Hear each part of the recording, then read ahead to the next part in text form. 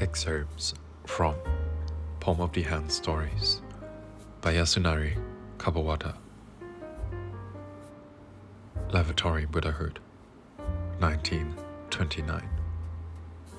One spring long ago, in Arashiyama, in Kyoto, ladies of the great Kyoto families, their daughters, geisha, from the pleasure quarters, and prostitutes, came in their spring finery to view the cherry blossoms. "I'm so sorry to ask, but may I use your lavatory?" Women would bow red-faced at the gate of an unsightly farmhouse. When they went around to the back, they found the privy old and dirty, with straw mats hanging around it. Every time the spring breeze blew, the Kyoto woman's skin would crawl. They could hear children crying somewhere. Seeing the distress of the Kyoto women, a peasant devised a plan. He built a tidy little privy and hung out a sign painted in black ink: "Paid toilet, 3 mon." During the flower weaving season, it was a huge success, and he became a rich man. Lately, Hashihei has made a remarkable amount of money with his pay toilet. I think I'll build a privy next spring and knock off his business. How would that be? One of the villagers, envious of Hashihei, said to his wife, "That would be a bad judgment on your part. You might build a privy, but Hashihei is the established business and has a clientele. You would be the newcomer. When yours didn't catch on, you'd be all the poorer. What you're missing is that the privy I'm thinking of wouldn't be filthy like Hashihei's. I've heard that tea ceremonies is popular in the capital, so I intended to build a privy after the style of a tea room. First of all, for the 4 pillars, Yoshino logs would be dirty, so I would use Kitayama knotwood. The ceiling would be bulrush, and I'll use a kettle change in place of a rope. An ingenious idea, don't you think? I'll put the windows in below ground level, and the planks would be of silver wood. The walls would be double-coated plastic, and the door would be of cypress. I'll shingle the roof with cedar and use kuruma stones for the step. Around it, I'll have trails with bamboos, and beside the stone wash basin, I'll plant a red pine. I'll build it to attract the Senkei, Enshu, Iraku, Hayami, and all the other schools of tea ceremony." The man's wife listened with a vacant air, then asked, "And how much would you charge?" Somehow, the man managed, through much tribulation, to build a splendid privy in times for the cherry blossom season. He had a priest paint the sign in showy Tang style: "Pay toilet, 8 mon." The women of the capital merely gazed longingly at the privy, thinking it was just too beautiful to use. The man's wife pounded the floor. "Did you see that? That's why I said not to do it. You put all that money into it, and now what's going to happen? There's nothing for you to get in such a huff about. Tomorrow, when I go around soliciting, customers will gather around like lines of ants. You get up early too. Fix me a lunch, and I'll make some rounds, and people will gather as though it's a village fair." The man calmed down, but the next day he slept later than usual. Waking about 8 o'clock, he tucked up his kimono and hung his lunchbox around his neck. Then he looked back to his wife, grinning with sadness in his eyes. "Well, mother, you said that this was a dream, a foolish dream. Today you'll see. I'll make my rounds and they'll come in drawers. If the pot gets full, put up the closed sign and you have Jirohei next door tipped out a couple of loads." The man's wife thought it was all terribly strange. "Make rounds," he had said. Was he planning to walk around the capital shouting, "Pay toilet! Pay toilet!" As she was wondering, a girl came soon who tossed 8 mon into the money box and entered the privy. After that, one after another, The customers never quit coming. The man's wife was baffled and wide-eyed as she tendered the cash.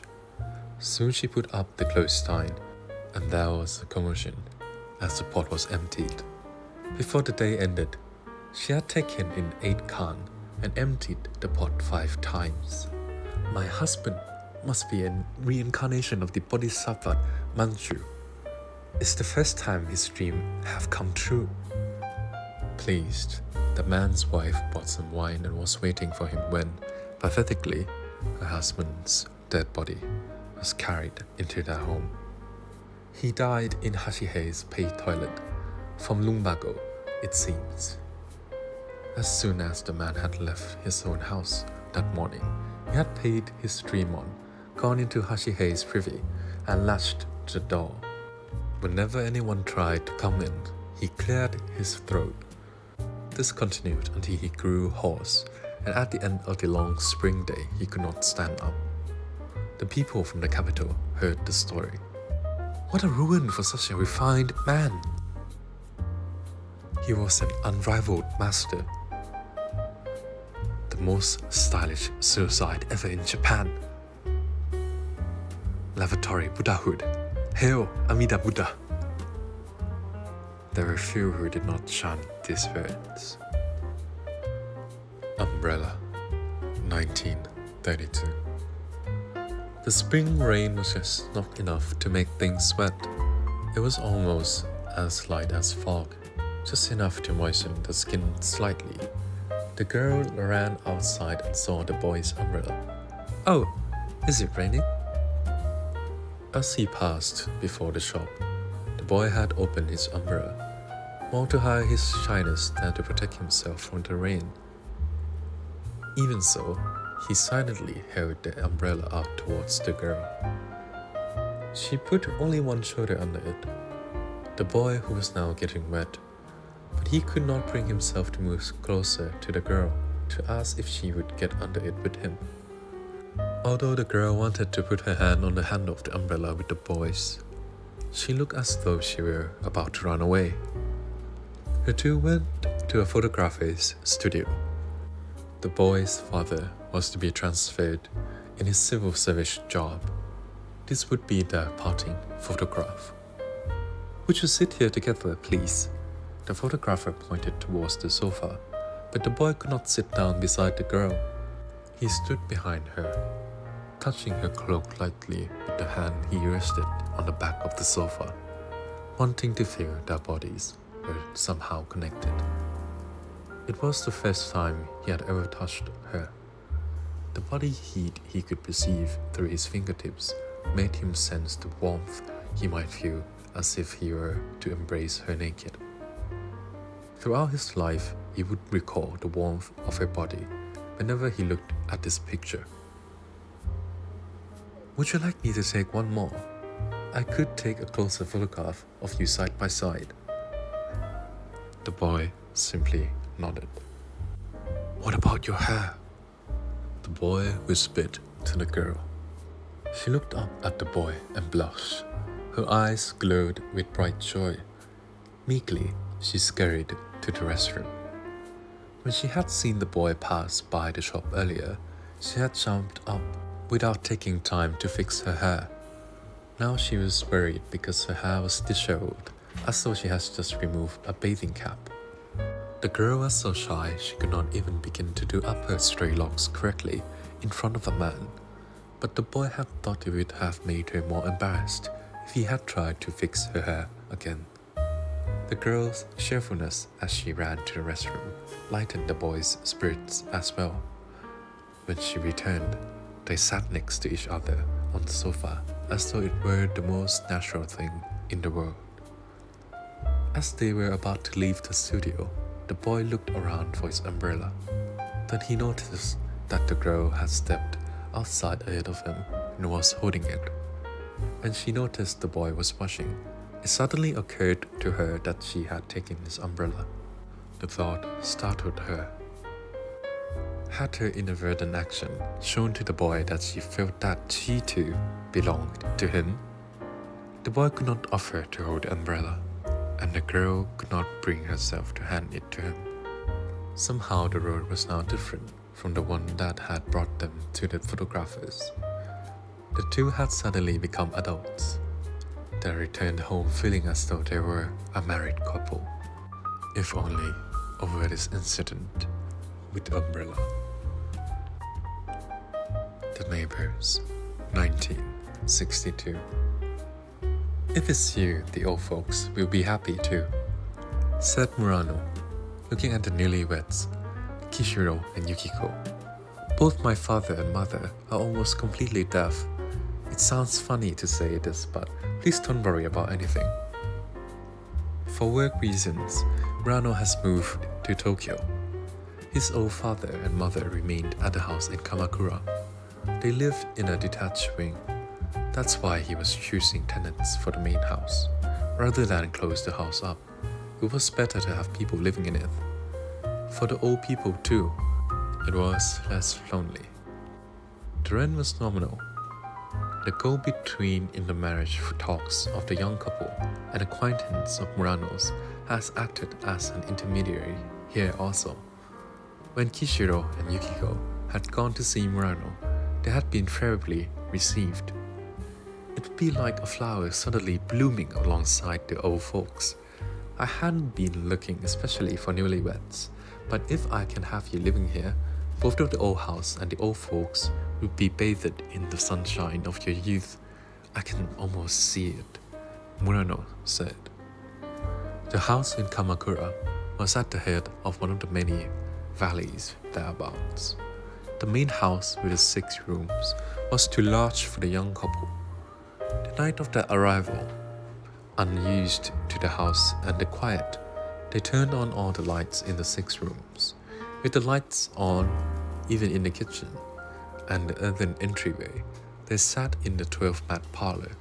Although it was the largest room in the house, what with Yukiko's armoire, dressing stands, bedding, and other articles of her dowry that had been brought in here for the time being, there was hardly any room to sit.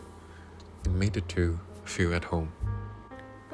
Arranging the loose dragonfly jewels of her broken necklace in various combinations, Yukiko was trying to piece together a new necklace. Of the 200 or 300 of these old glass beads that her father had collected among the natives during his 4 or 5 years in Taiwan, Yukiko had been given 16 or 17 of her favorites before her marriage. Stringing them together in a necklace, she had taken them with her on her honeymoon. As her father's prized curios, these dragonfly jewels symbolized for Yukiko the emotion of parting from her parents. The morning after the bridal night, Yukiko had put the necklace on.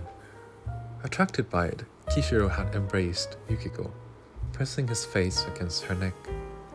Yukiko, tickled, had pulled away from him with a little scream. The thread of the necklace had snapped.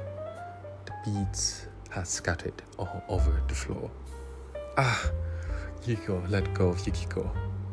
Squatting, the two had gathered up the falling beads.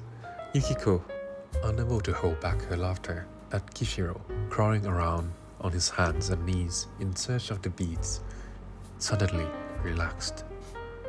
The beads differed in color, pattern, and shape. There were round ones, squared ones, and slender tube-shaped ones. The color, red, blue, purple, yellow, and such, were simple primary colors, and yet, with time, they had taken on a subdued, mellow hue. The patterns of the beads, too, had the native charm of native art. As one subtly varied the arrangement of the beads, the filling of the necklace also changed softly. Designed by the natives to be strung on the necklace, each bead had a hole in it for the thread to pass through.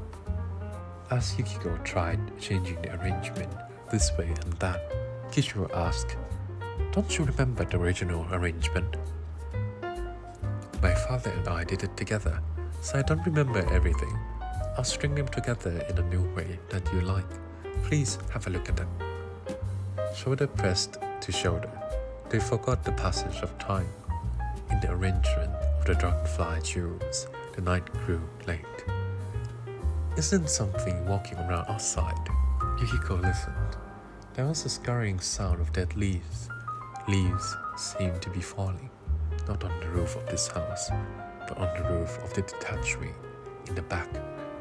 The wind has risen. Next morning, Yukiko called out to Kishiro. Come here quickly. The old folks in the back are feeding a couple of black kites. The kites are having breakfast with them. When Kishiro got up and went outside, he saw that the doors of the detached wing were all open in the mild, clear autumn daylight. In the sun that shone into the breakfast room, the old husband and wife were having their breakfast. The detached wing stood on a slight rise from the garden, set off from it by a low hedge of a mountain tea flower. Since the hedge was in full bloom, the detached wing seemed to float above the bank of flowers. On three sides it was surrounded, as if about to be buried by the mixed forest of the low mountain, in its four colors. The late autumn morning sunlight shining through the tea flower hedge and the fall foliage seemed to warm them to the innermost depths. The two kites approaching the breakfast table lifted their heads. The old couple, chewing up the ham and omelette on their plates, held it up to them between their chopsticks. Each time they did so, the bird would spread their wings a little. They're so tame, Kishore said. Let's go over there and say hello. It's during breakfast. I don't think they'll mind. I like to meet their beloved birds. Going inside, Yukiko changed into day clothes. When she came out, she was wearing the necklace they'd worked so hard the night before. At the sound of their approach to the tea flower hedge, the two birds suddenly took flight. Their beating wings startled the young couple's ear, exclaiming, "Ah!" Yukiko looked up as the kites ascended into the sky. Evidently, they were mountain kites who had come down to the old folks' place. Painstakingly expressing their gratitude at being allowed to live in the main house, Kishiro said, "I'm sorry I scared the birds away. They've certainly taken to you." But the old couple didn't seem to have heard anything, apparently not even trying to hear. They gazed emptily at the young couple. Turning to Kishiro, Yukiko asked him with her eyes what to do. "It was very good of you to come. Mother, this beautiful young couple are our neighbors now." The old man spoke abruptly, as if to himself, but his wife didn't seem to hear this either. "Oh, deaf folks like us, you can think of us as not being here, but we like to see young people. We don't make any trouble for you, but we won't hide ourselves away." Kishiro and Yukiko bowed their heads. A kite was circling high over the roof of the cottage. It cried out with a sweet voice. "The kite haven't finished their breakfast. They've come down from the mountain again. We mustn't be in their way." Kishiro, urging Yukiko, got to his feet. Up in the tree, 1962. Keisuke's house was on the shore where the great river began to enter the sea.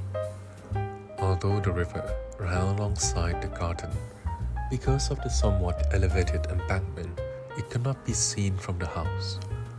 The old shore, lined with pines and slightly lower than the embankment, seemed part of the garden, its pine and garden pines. This side of the pines, there was a hedge of Chinese black pine. Michiko, forcing her way through the hedge, came to play with Keisuke. No, she came just to be with him. Both Michiko and Keisuke were fourth graders. This ducking through the hedge, instead of coming in by the front gate or by the garden gate in the back, was a secret between them. For a girl, it wasn't easy, shielding her head and face with both arms bent over from the waist. She would plunge into the hedge, tumbling out into the garden. She would often be caught up in Keisuke's arms. Shy of letting the people in the house know that Michiko came every day, Keisuke had taught her this way through the hedge. I like it. My heart pounds and pounds like anything, Michiko said. One day Keisuke climbed up into a pine tree. While he was up there, along came Michiko. Looking neither right nor left, she hurried along by the shore. Stopping at the hedge, as she always went through, she looked all around her, bringing her long triple-braided pigtails in front of her face. She put them into her mouth halfway along their length. Bracing herself, she threw herself at the hedge.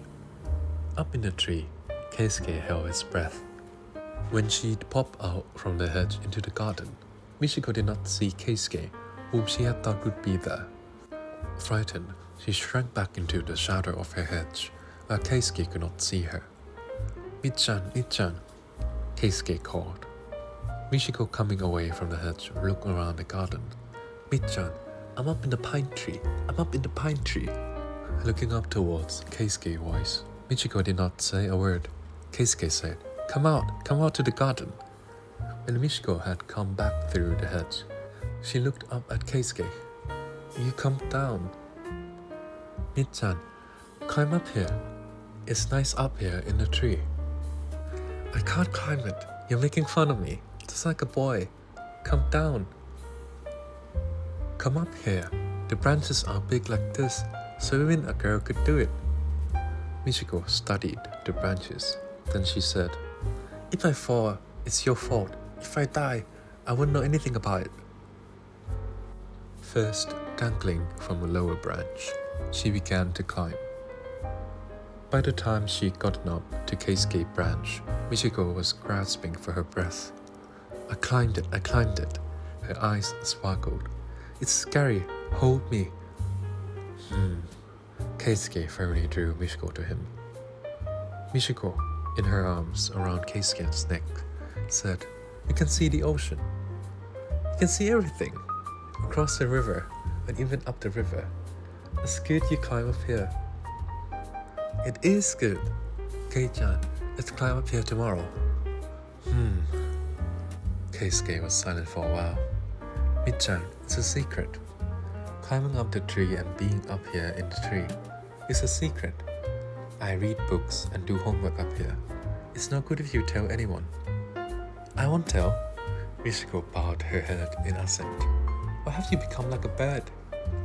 "Since it's you, Michan, I'll tell you. My father and mother had an awful quarrel. My mother said she was going to take me and go back to her parents' house. I didn't want to look at them, so I climbed a tree in the garden and hid at the top, saying, 'Where's Keisuke gone to?' They looked all over for me, but they couldn't find me. From the tree, I saw my father go all the way to the ocean to look. This was last spring." "What were they quarreling about?" "Don't you know, my father has a woman." Michiko said nothing. "Since then, I've been up here in the trees a lot. My father and mother still don't know. It's a secret." Keisuke said again, just to make sure, "Michan, starting tomorrow, bring your school books. We do our homework up here. You'll get good grades." The trees in the gardens are those big camellia trees with lots of leaves, so nobody can see from the ground or anywhere. The secret of their being up in the tree had continued for almost 2 years now. By the thick trunk branch out near the top, the two could sit comfortably. Michiko, striding one branch, leaned back against another. There were days when the little birds came and days when the wind sang through the pine needles. Although they weren't that high off the ground, these little two lovers felt as if they were in a completely different world, far away from the earth.